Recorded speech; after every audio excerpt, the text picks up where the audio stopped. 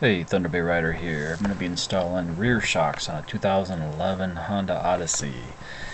These are OES Spectrum shocks. They're not the top of the line, affordable, but they work pretty good, and I will include in the description how much they were and where I got them from.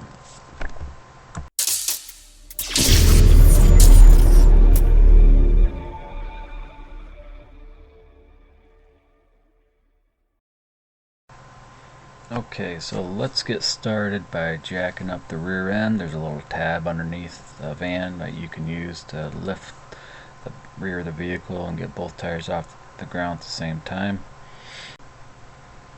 Jack stands are a must for obvious reasons. So what you're going to want to do first is obviously take the tire off, which I'm working on right now with my Bauer corded impact wrench from Harbor Freight. Once you get the tire off, I just went ahead and started spraying with penetrating oil. This is the WD-40 version, and just sprayed both the top bolts and the one bottom bolt. Get it nice and soaked, and I actually let it soak overnight, which I think helped a lot. And the next day I just scrubbed it down with a wire brush. Helped the nut to come off. This is, I believe, a 21mm socket. I'm not 100% on that, but somewhere around that size. And then these here, again, I'm not sure what size. I thought I showed it, but apparently I didn't, so I will put that in the description.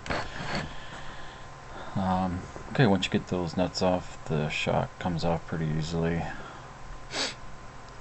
Hardest part is just getting the bottom pried out, which I used a long pry bar and put a little pressure on it and it pops right out, like so. And there you have it, old one out, new one in.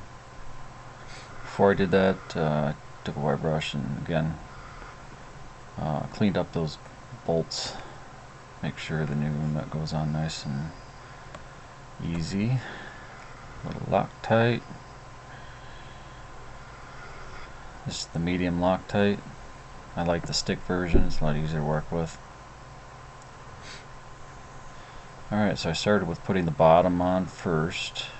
Slid it on, and then you just kind of pull it up onto the two bolts on the top. Okay, once you get it on there, just go ahead and start threading on your nuts.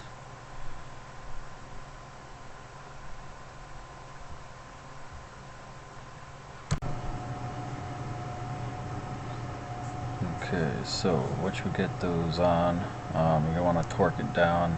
I looked at the torque specs for this vehicle and it shows that the upper retaining nuts are 33 foot-pounds and the lower retaining nut is 58 foot-pounds. So I went ahead and just torqued those down. Torqued the lower one. I think I went with 60 foot-pounds just to be on the safe side. Okay, there you have it. The installation is complete. The other side is exactly the same as this side. Thanks for watching, and y'all take care.